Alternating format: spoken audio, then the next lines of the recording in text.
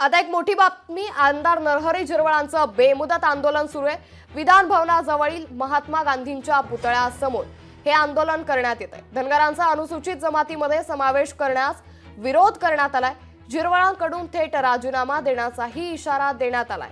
ऐन विधानसभा निवडणुकांच्या तोंडावर सरकारकडून धनगर समाजाला खुश करण्यासाठी निर्णय घेतला जाणार असल्याची आदिवासी समाजाला भीती आहे।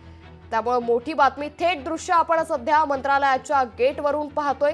मंत्रालयाच्या गेटवर आमदार नरहरी झिरवळांचं बेमुदत आंदोलन सुरू आहे। विधान भवनाजवळील महात्मा गांधींच्या पुतळ्यासमोर हे आंदोलन करण्यात येत आहे। तर धनगरांचा अनुसूचित जमातीमध्ये समावेश करण्यास विरोध करण्यात येतोय। तर नरहरी झिरवळांकडून थेट राजीनामा देण्याचा इशाराही देण्यात येतोय। धनगर समाजाला एसटी प्रवर्गातून आरक्षण देण्यास विरोध करण्यात आलाय।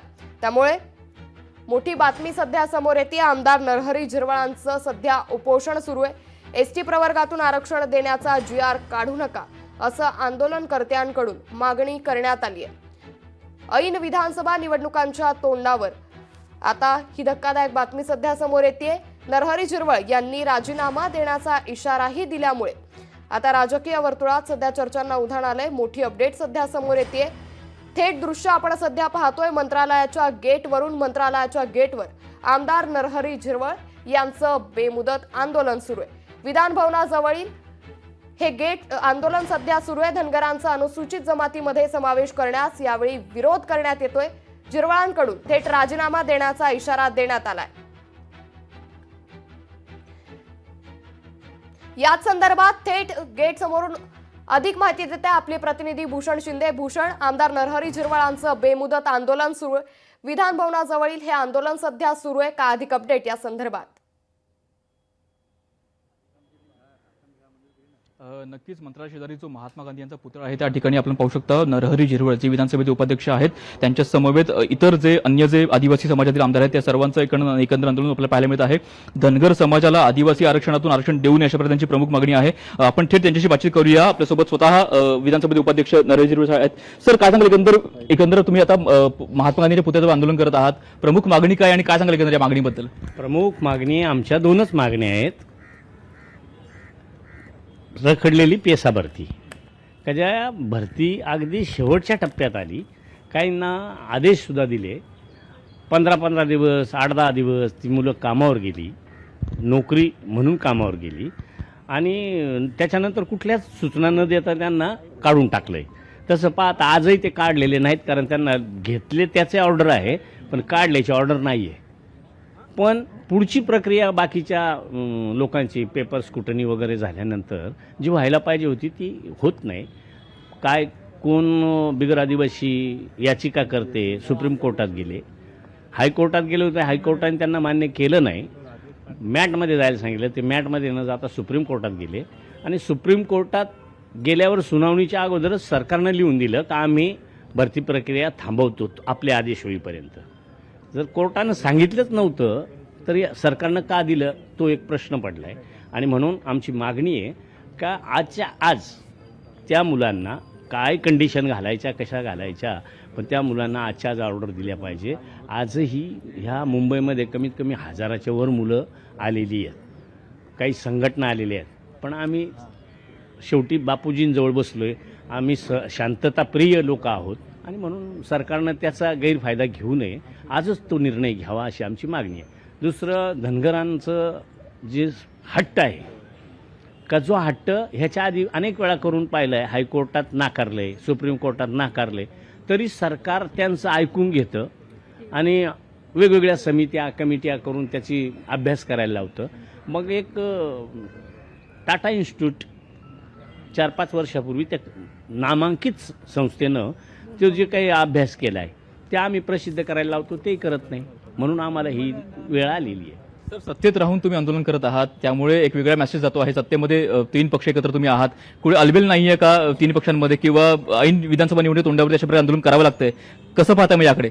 सत्ता आणि विरोधक हा विषय केव्हा आला आहे आमच्या दृष्टीनं, जेव्हा समाजाने आम्हाला इथं पाठवलं आहे त्याच्यानंतर सत्ता आलेली आहे। बाकी आधी पाठवताना समाजाने पाठवलं आहे, म्हणून हे आमचं कर्तव्य आहे। आणि याच्यापेक्षा जर समजा काही ऐकलं ना तर यापेक्षाही सरकार ते करायला भाग पाडू अशा पद्धतीचा आम्ही पावित्र्य घेऊ. सर, एकीकडे मराठा ओबीसी असा वाद चिघळलेला आहे, दुसरीकडे आता धनगर आणि आदिवासी असा वाद आता पुन्हा नव्याने येतोय की काय, असं चित्र आहे. कसं पाहताय दोन वाद महाराष्ट्रामध्ये असे पाहायला मिळाले तर कसं कसं काय म्हणाल याबद्दल? त्याबाबत मी हा धनगर आणि आदिवासी हा मुद्दा बऱ्याच दिवसापूर्वी आणि सुप्रीम कोर्टात एखादी गोष्ट क्लोज झाल्यावर पुन्हा ती नव्यानं सुरू होते आणि सरकार त्याच्यात इंटरफेअर करायचा प्रयत्न करतं. ही जनता कधीच खपवून घेणार नाही ना. सर, आपण काय सांगाल, एकंदर सर्वपक्षीय आमदार इथं आपल्याला आज पाहायला मिळत आहेत, महात्मा गांधींच्या पुतळ्याजवळ आंदोलन करत आहात, मूक आंदोलन, शांततेने आंदोलन करत आहात. कशा प्रकारे आता भूमिका मांडणार आहात? आज तुमची मागणी मान्य केली नाही किंवा विलंब लागला मागणी मान्य करायला, कसं पाहताय मग आंदोलन स्वरूप काय असेल पुढचं? पहिलं तर सरकारनं 17 संवर्ग पदाची भरती ही मागणी नोकरी पेसा क्षेत्रातील तरुणांची मागणी ही पहिल्यांदा मान्य केलीच पाहिजे. आणि दुसरं जी काही मागणी आहे की धनगर आदिवासी आरक्षणाची, तर धनगरांना जे काही द्यायचे ते स्वतंत्र आरक्षण द्या. त्यांची चालीरीती वेगळ्या आहेत, आदिवासींच्या चालीरीती वेगळ्या आहेत. आणि विशेष म्हणजे आम्ही जमातीत आहे, बाबासाहेबांनी 47 जमातींना हे संविधानिक आरक्षण दिलं आहे. त्यामुळं मला वाटतं हे सरकारचं धोरण जे काही चाललं आहे की गाजरं दाखवायचं धोरण आहे ते काही बरोबर नाही. आणि धनगरांनी पण समजून घ्यावं की त्यांना हे आरक्षण भेटूच शकत नाही. उगाच आदबून उपयोग नाही. सुप्रीम कोर्टाचा निर्णय आहे, हायकोर्टाचा निर्णय आहे. मग ही उगाच लोकांमध्ये असंतोष निर्माण करण्याचं काम का केलं जाते, हे केलं नाही पाहिजे. आणि आम्ही ह्या मागण्या समाजाने इथं पहिल्यांदाच सांगतो की आम्ही आदिवासी आरक्षणातून आमदार झालोय, म्हणजे आमचं पहिलं काम काय आहे की आदिवासी आरक्षणातून जर आम्ही आलोय तर त्या समाजाचं संरक्षण करणं, आणि ते प्रामाणिकपणानं आम्ही संरक्षण करण्याचं काम करतोय. जोपर्यंत यावर निर्णय होत नाही तोपर्यंत आम्ही आंदोलनापासून बाहेर हटू शकत नाही. याला कितीही कालावधी लागला तरी सुद्धा किती कालावधी लागला, आता येऊन बसलोय. आता गांधी जयंती येते 2 दिवसानं, 2 ऑक्टोबरला, आणि हो ती तर साजरी करू आम्ही.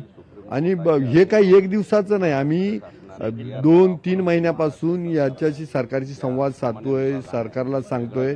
आमचा संयमाचं सरकारनं असं समजू नये की अरे यांची काही मजबुरी, आमची मजबुरी काहीच नाही. आम्हाला समाज आणि समाज प्यारीत आम्ही जल जंगल जमीन हा आमचा अधिकार आहे. ह्या देशाचे आम्ही मूळ मालक आहे. आणि आमच्यावर तुम्ही जर उपोषणाला किंवा धरणे आंदोलनाला बसण्याची वेळ आणत असेल तर सरकारनं 10 वेळा विचार केला पाहिजे. अशा प्रकारे अगदी आता बेमुदत अशा प्रकारचा संप पुकारलेला आहे. कुठेतरी महात्मा गांधीच्या पुतळ्याजवळ आपल्या मागण्या मान्य होईपर्यंत ते आता आंदोलन करणार असं यावर ते ठाम असलेले पाहायला मिळत आहेत. नक्कीच भूषण, धन्यवाद आपण दिलेल्या सविस्तर माहितीबद्दल. तर धनगरांचा अनुसूचित जमातीमध्ये समावेश करण्यास आता आंदोलनकर्त्यांकडून विरोध करण्यात आलाय. तर यावेळी झिरवळांकडून थेट राजीनामा देण्याचाही इशारा देण्यात आलाय. याच संपूर्ण मुद्द्याबाबत मराठा आंदोलक मनोज जरांगे पाटील काय म्हणाले पाहूयात. त्यांना वाटत असेल की ते आमच्या ताटात जेवतायत म्हणून, असं काय वाटत असेल त्यांना झिरवळ साहेबांना की हे आमच्या ताटातलं खायला लागले, आमच्या ताटात यायला लागले, आता आमच्या ताटातलं ओढून घ्यायला लागले, आता आम्हालाच नाही खायला तर हे आमच्या ताटात लावलं, असं काहीतरी वाटत असेल त्यांना. म्हणून ते बसतात त्यांच्या हक्कासाठी, प्रत्येकाला अधिकारी बसण्याचा. लोकशाही मराठी ऐका, पहा, जागरूक रहा.